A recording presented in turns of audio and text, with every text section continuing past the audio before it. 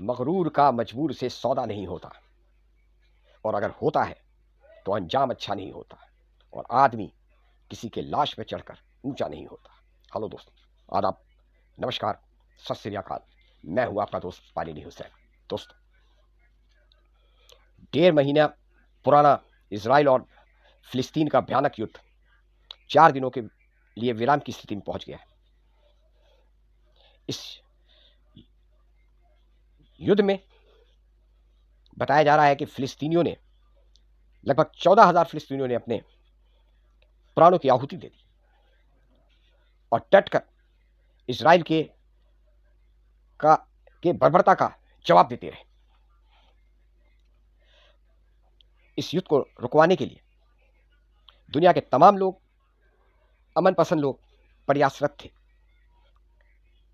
यहां तक कि अमेरिका, जो इसराइल के युद्ध में शामिल था और बराबर का हिस्सेदार था, वहां भी अमेरिका और यहां तक कि इसराइल के अंदर भी अमन पसंद लोग इस युद्ध और बर्बरता के खिलाफ अपनी आवाज उठा रहे थे।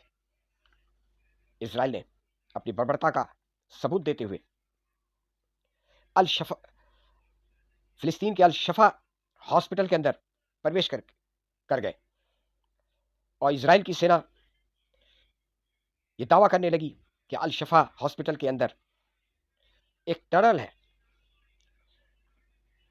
जिसके अंदर हमास के लड़ाके आया जाया करते हैं। हालांकि बीबीसी ने अपने रिपोर्ट में इस बात का खंडन किया और इस बात से इनकार किया कि अल शफा हॉस्पिटल के अंदर किसी का हमास के आने जाने के लिए कोई टनल था। इस बात से बीबीसी ने इनकार कर दिया। दोस्तों, यूरोपियन मीडिया और दुर्भाग्य से हमारे देश का मीडिया भी 7 अक्टूबर के हमास के आक्रमण को जुल्म बताने लगा।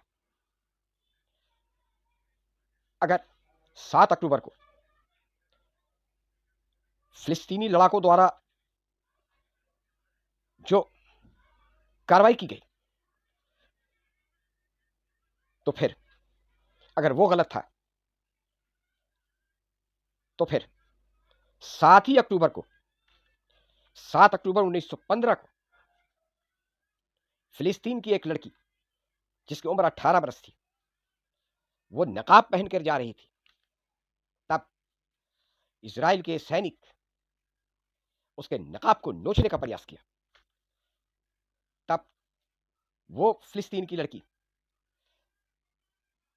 गुस्से में आकर इजराइल के सैनिक को धक्का दे दिया, और तब इजराइल के सैनिकों ने उस पर जुल्म ढाना शुरू कर दिया और उसे 18 साल की सजा दे दी और उसे जेल में बंद कर दिया। क्या वो बर्बरता नहीं थी? इतिहास हमेशा दोहराया जाता है, मजलूम पर जब ज्यादा जुल्म होता है तो अंतिम स्थिति विद्रोह की ही होती है।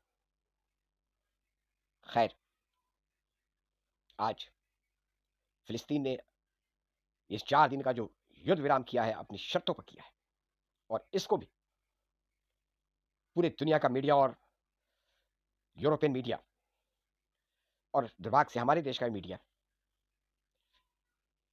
वस्तु स्थिति को दिखाने की प्रयास नहीं कर रहा है कि इजराइल ने फिलिस्तीन पर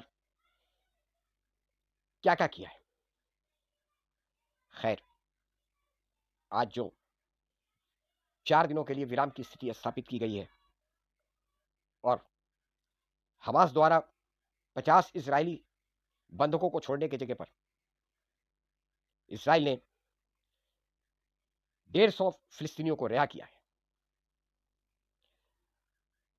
आज जरूरी है कि जो पश्चिमी एशिया के अंदर युद्ध की स्थिति बन गई है, ये विराम की स्थिति वहां स्थापित हो, और इसके लिए अमेरिका और शक्तिशाली देशों को शांति बहाल करने के लिए आगे आना होगा और शांति के लिए कोई रोड मैप तैयार करना होगा, और 2 नेशन फार्मूले को फिलिस्तीन और इसराइल देश को पूरी तरीके से मान्यता देनी पड़ेगी, तभी कोई शांति का स्थायी समाधान हो सकता है। जय हिंद।